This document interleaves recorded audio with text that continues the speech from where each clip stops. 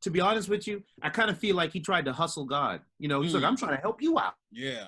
Like that's what I did. I did what you said.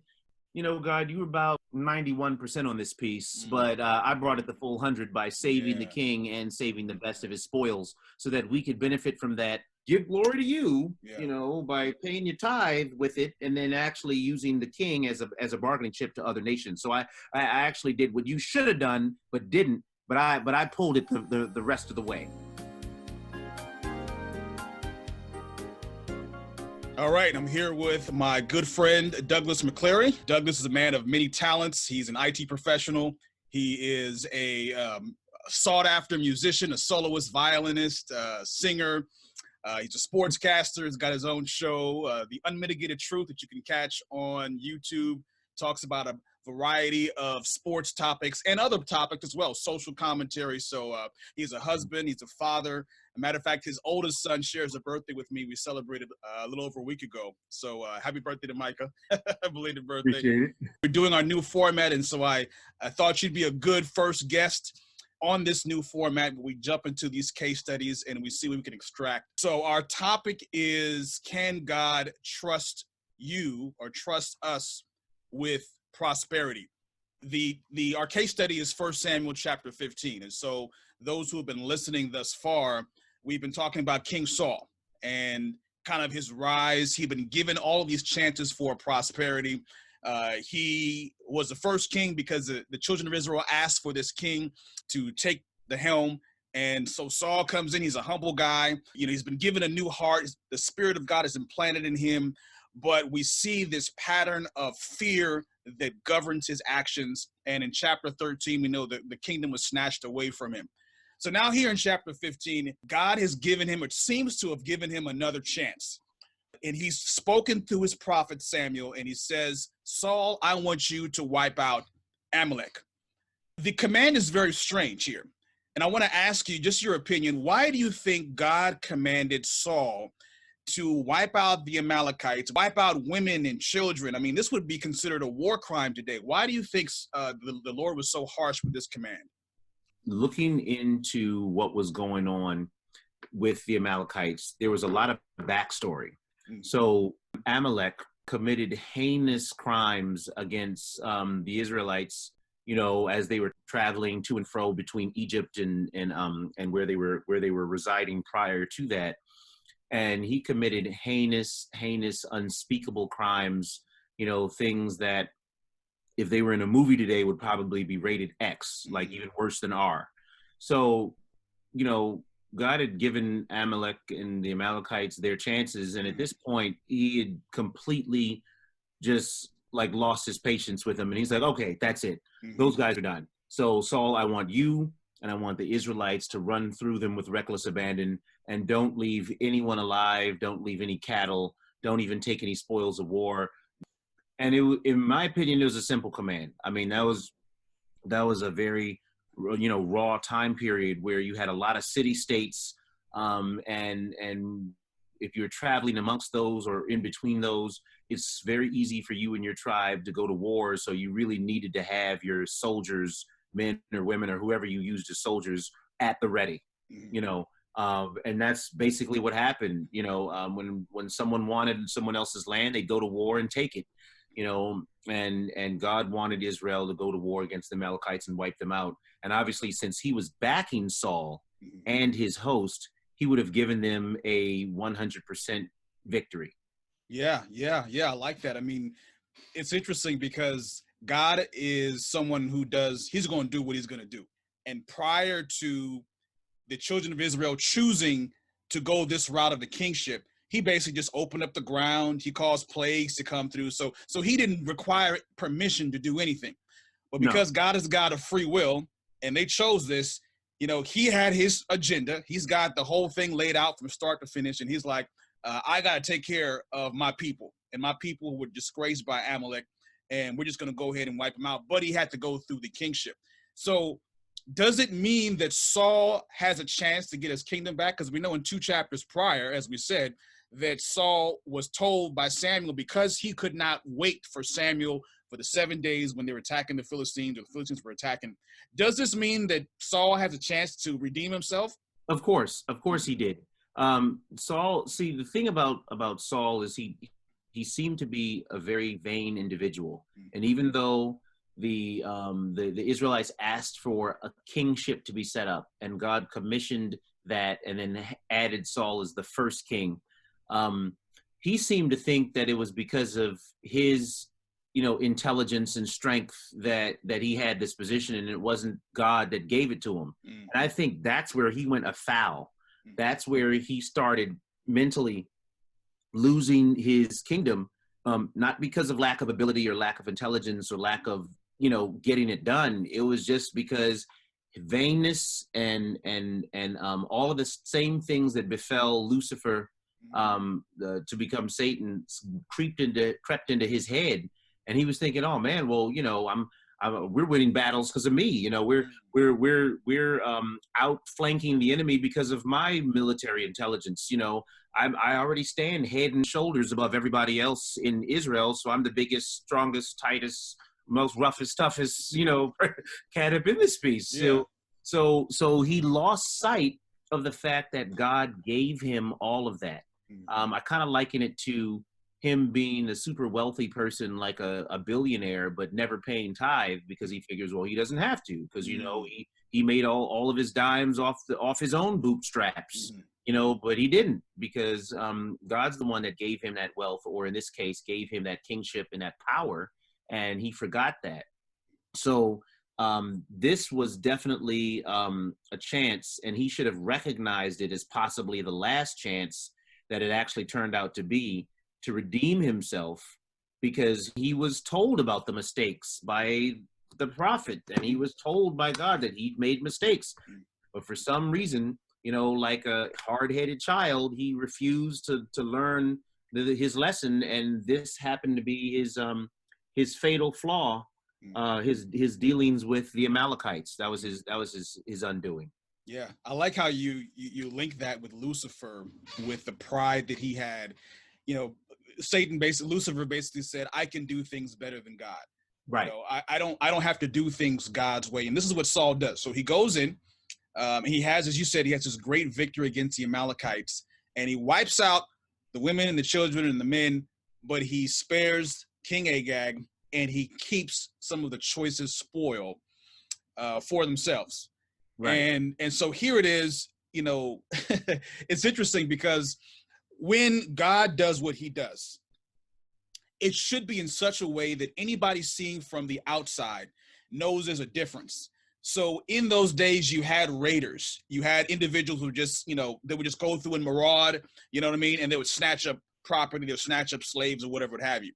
So this was an opportunity for Saul to use his prosperity of the victory he was going to have over the Amalekites, and show that this is Jehovah is different from the other gods. Right. You know what I mean? Because if they were to go in and burn everything, then people are like, wait a minute, why did they wipe out the Amalekites and didn't even take some of the best of the spoil? Right? But the fact that he did that, he basically hijacked this blessing, and now everyone watching from the sidelines is like, whatever, this is just another jack move, ain't nothing special about that. And so now Samuel is praying to God, and God tells him, I regret making Saul king. I want to ask you about that phrase, because, if God knew what kind of heart Saul had, he knew that this kingship idea was going to fail from jump. Why does he say he regrets making Saul king? I feel like Saul could have been one of the greatest kings in the history of the nation of Israel.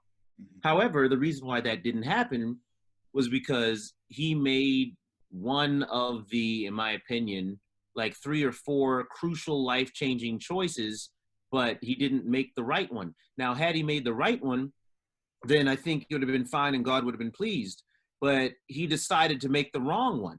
He decided to keep Agag alive and keep the best spoils and the loot of that victory. And then because of that, God was like, you know what? Because he made that decision, I know the next 36 moves he's going to make, and they're all going to be increasingly horrible. And I'm just going to call it, right? He's just like, just call it, just like a judge in a tennis match. Game, set, match, Mr. Samuel. So he's calling it. And he's like, okay, I regret. And I think that's why he said that, because he's talking to Samuel. He's like, listen, dude, I absolutely regret having you anoint that man, because he made the third bad decision in a row, and that's going to lead to the next 36, and I'm done. So at this point, he's like, look, anoint somebody else, and Saul's done. I've taken his kingdom away. I still feel like he still might have had a chance to kind of like save himself personally. Like, you know, if he can't save his kingdom, okay, fine. But he still could have saved his own self if he had just like tried to correct then. But, you know, who knows? Yeah, and I guess we always have to remember how loving God is and how long suffering he is. I mean, when we see this phrase regretting, we see it back with the flood, where, you know, God says, I regret that I made man. And it sounded like it caught God off guard, but because God loves us so much, and he loves Saul so much, and Samuel loved him so much, it's kind of like we're both parents, we have kids, right? And it's like, you know your children better than they know themselves. And, you know, you give them a choice, or you put them in a situation where they can do right and do wrong. And maybe, you know, they have a proclivity for a certain thing. Maybe it's a candy, maybe it's food or whatever. And you know that they're going to be disobedient to you. Maybe you said, you know, I don't want you to touch this. I don't want you to eat, you know, your cookies until you've eaten your food, or whatever the case may be. And you know, in that situation, they're going to disobey you, but you're hoping that they don't. And when they do, and they do exactly what you thought they were going to do, it still hurts you as a parent, you know, because you want them to do better. So now, what's also interesting is the fact, now, eventually in future episodes, we're going to get into the story of David. And when we look at what David did, I mean, David had a laundry list of problems. I mean, like we know that Saul did a ton of things, but in the record, all we're seeing is really a couple things that Saul did. So why is it that he has such a short leash, Saul did, and David's able to be deceptive? He's able to have multiple wives. He's able to kill, you know, he's able to do all these things. And God calls him a man after God's own heart. After everything that David did, once he realized what he did, he repented 136,000%. Like he knew, like, oh my goodness, no, I did not send that man to his own death so I could bed his wife. Oh my heavens, no, I did not, you know, allow my children to run amok and attack each other and whatnot. You know, and he realized everything that he did, and he was truly sorry for it. He asked God for forgiveness, and then he tried to change his ways. Whereas every time Saul did something, when he recognized what he did, whether it was via some devastating loss, you know, in battle, or if it was Samuel telling him he did something wrong, Saul never felt repentance or remorse. He felt like, oh, well, what are you talking about? God should be happy because I just saved him 30,000 shekels. You know, like, come on, like he should be thanking me. Yeah. You know, like that was kind of Saul's thing. He was just like, what are you talking about? You know, I saved this king. He's gonna be a great bargaining chip when we go and face other people down the road. And I also saved the very best spoils of war, and I was going to actually give it to God as tithe. So he should be thanking me, you know. And I think that's why it seemed like Saul got a short leash, because that cat never repented. He never took ownership of what he did, and he never thought that the stuff he did wrong was actually wrong. He thought that, you know, because he's king, you know, I'm king, I can, you know, God should be liking what I'm doing because I'm making good decisions here. Right. Yes, if you were a heathen nation, then yes, you probably would be making the good decisions. But you're not a heathen nation. You know, you're a God-fearing nation, and you know, I mean, you know, he was a little kid at some point. He's seen the stuff that God's done. He knows he's following the true God.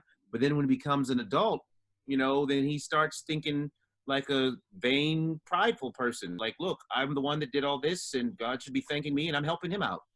Since when does a created being have to help out a deity? I have no idea. But it seemed to me that there was a lot of common sense intelligence that he lacked.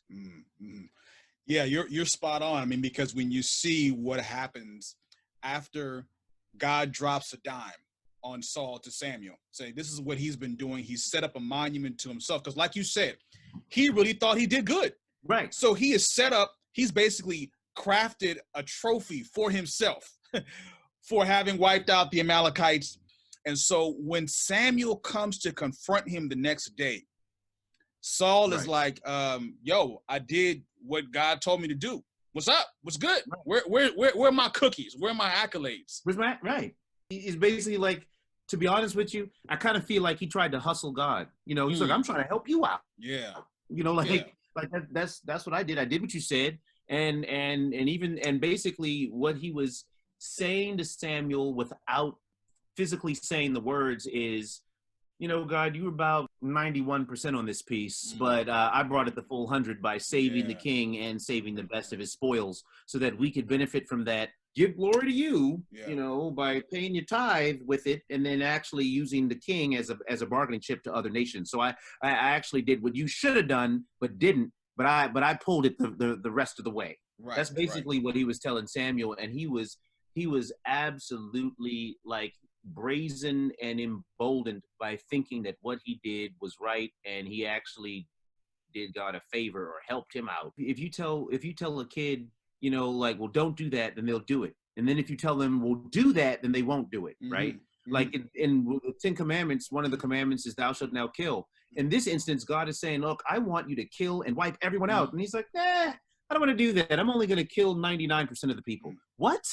Like, I just, you know, and it seems crazy to me that when God's telling him to do something that is going in line with man's sinful carnal nature, he doesn't do it. And, you know, so I'm just like, I don't get this. And then when he tells him not to do something, then he does it. Right, because what happens later on is we're going to see later where he murders a whole bunch of people without a command of God. So it's like, wait a minute, when I told you to do it, you didn't do it.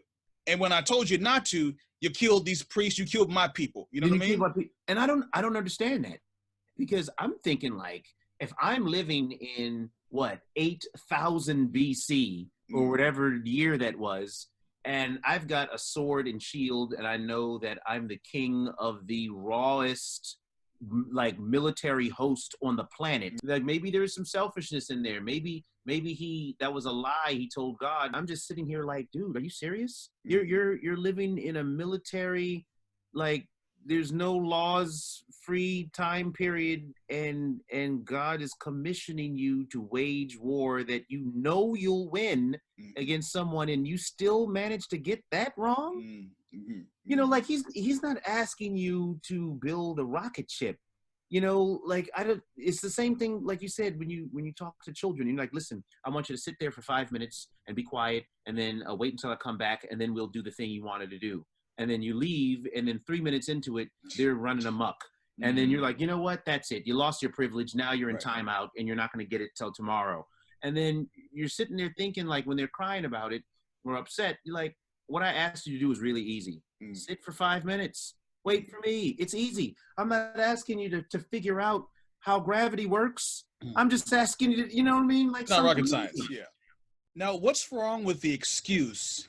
Because when he's confronted, then he's like, oh, well, you know, the people, they were the ones who said, let's keep the best and we're going to sacrifice it to God. What's wrong with, even if they were planning on sacrificing, which I don't think they were. I think he got called out and he was like, yeah, we're going to go ahead and tithe those.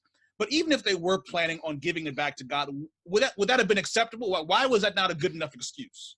Due to the heinous crimes against Israel and his chosen people that the originator of that group, Amalek, did to Jacob and his folk and Jacob's early descendants, God did not want any trace of that remaining on the earth. Because, you know, like back in those days, it's, you know, once a certain seed, it was either originated or planted or learned into a certain people, then the way I kind of, you know, read it through the Bible is that same mindset would continue to reciprocate amongst the descendants of that person.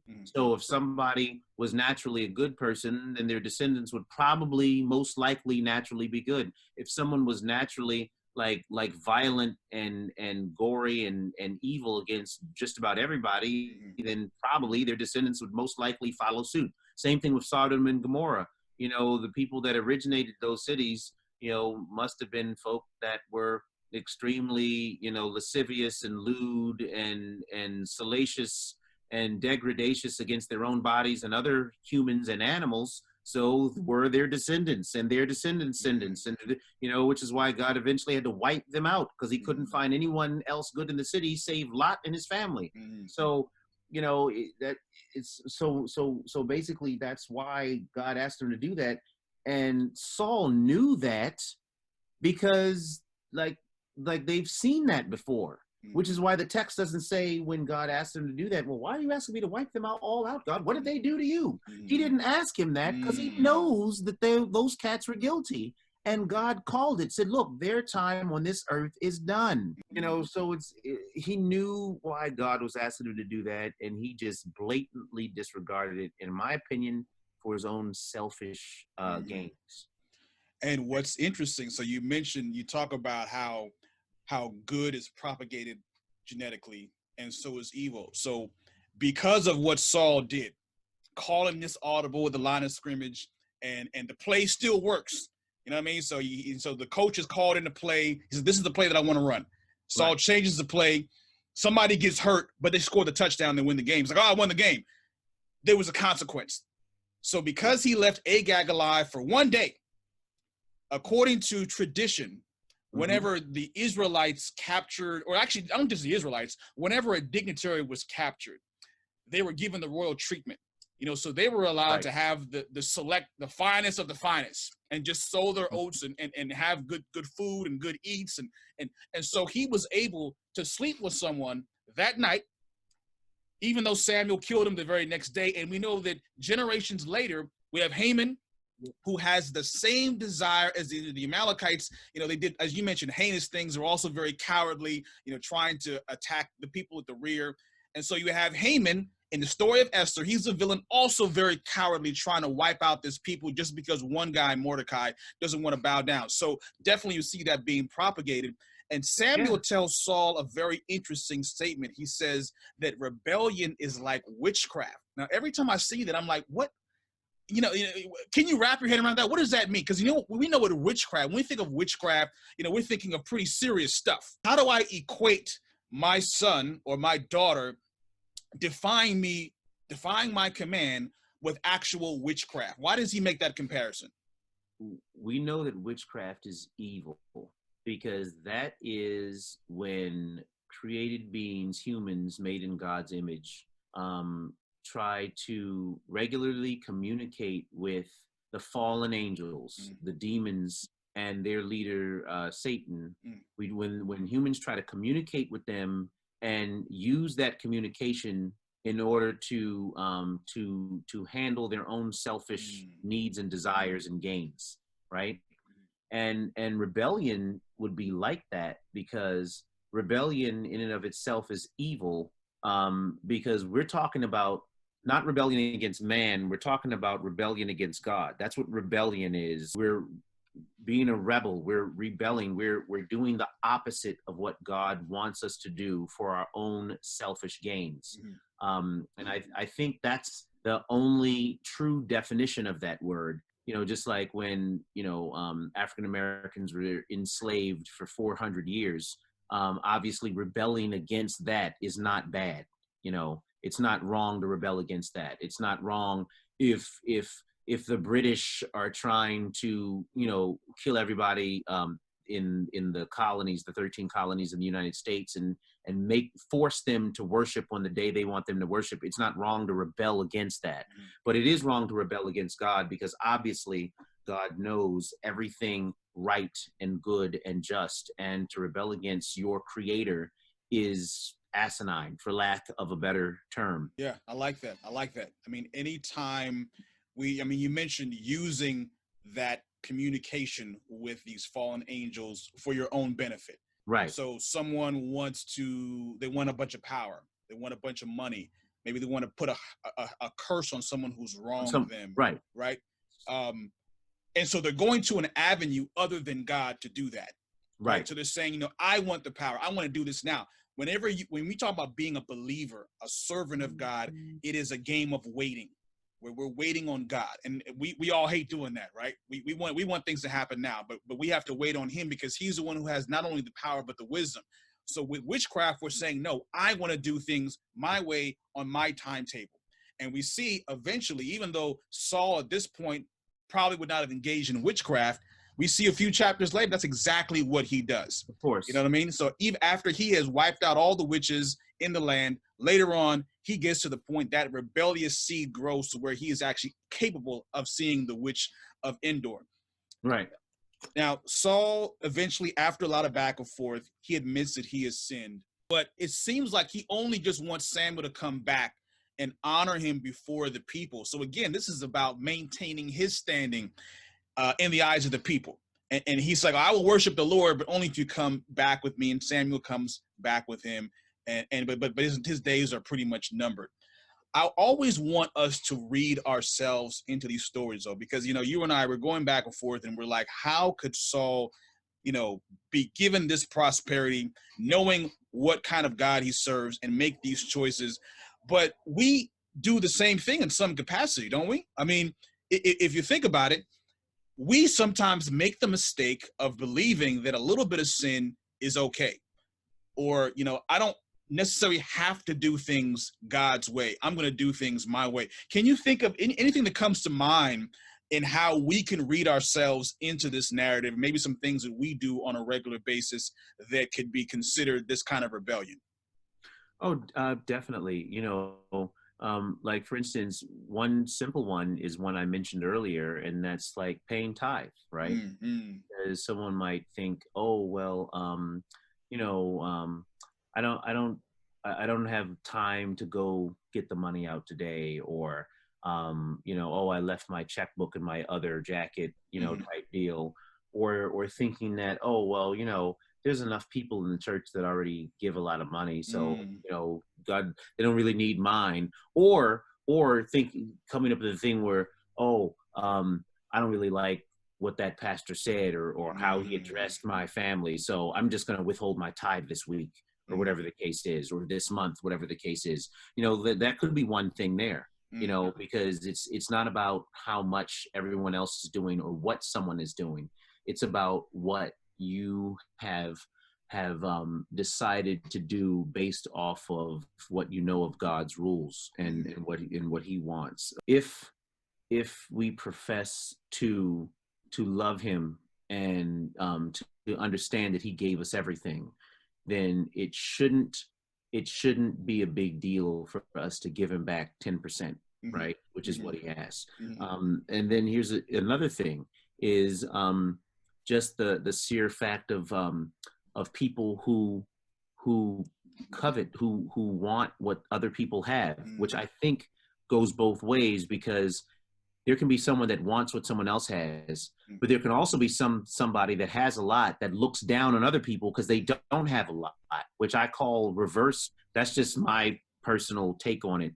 But I've seen that a lot, when you go into different groups of people, and some people have, the big body Mercedes Benz or Bentley or Rolls Royce or BMW or whatever the case is, and they look down on someone else because they don't have those things. And then because they don't have like a doctor before their name, or a lawyer symbol after their name, or whatever the case may be, then they look at them as a subpar person, and they want nothing to do with them. So I call that like, the reverse of that. And those are different sins that people have that I call, like you're saying, rebelling against what God wants us to be as humans on this planet. And that's kind of a little bit of what Saul was dealing with, maybe not to that magnitude, but if someone keeps up stuff like that, then they're going to end up being a very disappointed person at the end. Sure. And name of the show is Faith Practically. So we want to see practically how this applies to us. And so I always leave the viewers, the listeners, with some self-check items, because here it is, Saul was not able to be trusted with prosperity. whether it was the kingship, whether it was the victories over the Ammonites or the Philistines, or in this case, the Amalekites. And sometimes in our lives, we have blessings that God wants to give us. You know, there are things that he has a portion for us, but he knows he can't trust us with them. And so all we get is adversity. You know, maybe maybe he knows if he gives us that new promotion, he gives us that big contract, he gives us that relationship that we really, really want, that our hearts, like Saul, will go awry. You know what I mean? Right. And maybe there are some, because of our mentality, there's some short-term or long-term consequences when we say, hey, I don't want to do things God's way. You know, maybe a little bit of sin is okay. What about that idea? You know, we all know in a vacuum that all sin is wrong, but what about the notion that maybe if I do this little thing that I want to do, I can just ask God for forgiveness later? What is wrong with that mentality? Or is there anything wrong with that mentality? Yeah, there's definitely something wrong with it, because it's the same thing that in man's justice system is called premeditation, which is why a lot of times someone who premeditates a crime gets a much harsher punishment than somebody that just snaps in the heat of the moment and does something bad. You know, for instance, like if somebody comes home and they see that their spouse unfortunately is in the act of cheating on them with someone else, then they'll just, you know, snap and become enraged and do something horrible, you know, and then, yeah, they may get punished for it, but that, whatever punishment that is most likely going to be much, much lighter than if the person knew that was going on for a while, did nothing, but then thought of a way to get back at the person, and basically came in with a plan and premeditated, like they decided beforehand what they were going to do later on when they came in, and then they went ahead and went through with it. That second person would most likely get a punishment that was, you know, 10 times worse than the first person, because of the premeditation. And I think that's the same thing here. Where if we're already telling God, like listen, you know, I mean, I really like going to this one club Friday night, so I'm just gonna go ahead and do my thing, and then afterwards when I get home I'll pray and repent. You know, okay, do your thing, but what if that doesn't work out like that? You know, what if something horrible happens on the way back home and you don't get to do that? Or what if you do get to go home and do that and you keep doing it over and over, and God knows that you're really not serious, you're really just trying to do whatever you want to do, and just use prayer and the act of repentance, you know, to kind of like wipe the slate clean, then he knows that you're not serious about it, so he will not wipe the slate clean, and it'll continue to stay dirty. And that's what's wrong with doing something, like making up your mind to do something wrong on purpose, then making up your mind later on after you're done to go ahead and take a bended knee and pray for it. You know, I'm sure a lot of people have done that at some point, but in order to, if someone's like continuing to do that, then that's extremely wrong. Sure. No, that's a great perspective. You know, I know that none of us would claim to be Saul, to have that kind of heart. We say, hey, you know, I like to think that when we commit sin, we commit, you know, wrong acts, we ask for forgiveness, but there is always a progression. You know what I mean? There is always, you know, that person, as you mentioned, who rebels and they do wrong, and maybe they don't get caught. Well, now every time you make that choice, it's much easier for you to do it again and again and again. And maybe you get caught up in the addiction. Maybe you get in a bad situation where you realize, you know, I need to change this habit, but you can't, or it's difficult because you have set a pattern of doing it over and over again. You've taught your body to do this over and over again, your mind to make this choice over and over again. And even if you pray in that moment for God to take it away from you, he has to honor your choice. And you've been making that choice over and over again. Saul had been making these choices over and over again. So we have to make sure that, I mean, we know that sin is inherent in us naturally, but God has given us a charge to be victorious over sin through the power of the Lamb. So that's what I will leave everyone with, that we have that power. Let's not think that a little bit of sin is okay. We know that we have an advocate if we do sin, but let's remember the story of Saul. and how a few little mistakes led to greater mistakes, led to more heinous acts, to eventually where God was not listening to him, God would not hear him, and he died a coward's death. So hopefully that doesn't happen to any single one of us. Doug, thank you so much for joining me, for spending this time with me. Any last thought that you wanted to leave with us on this or any other topic? If we look at Saul's life, we just need to realize that we have chances that God gives us, and we just need to make the most of them.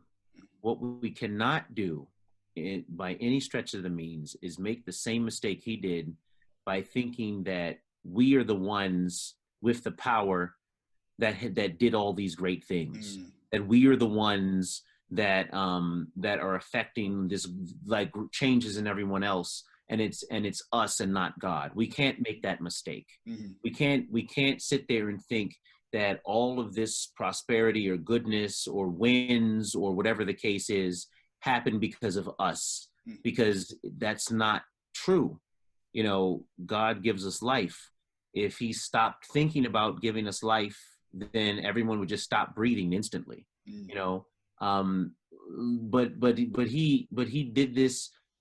He made us purposefully, because he could have just thought a thought and created everything in a nanosecond, but he decided not to. He decided to take his time and take a full, rotation of the earth or whatever, in order to create, the different things as the week progressed, until the end of the 6th day, when he had finally created everything, so he decided to take his time and do that.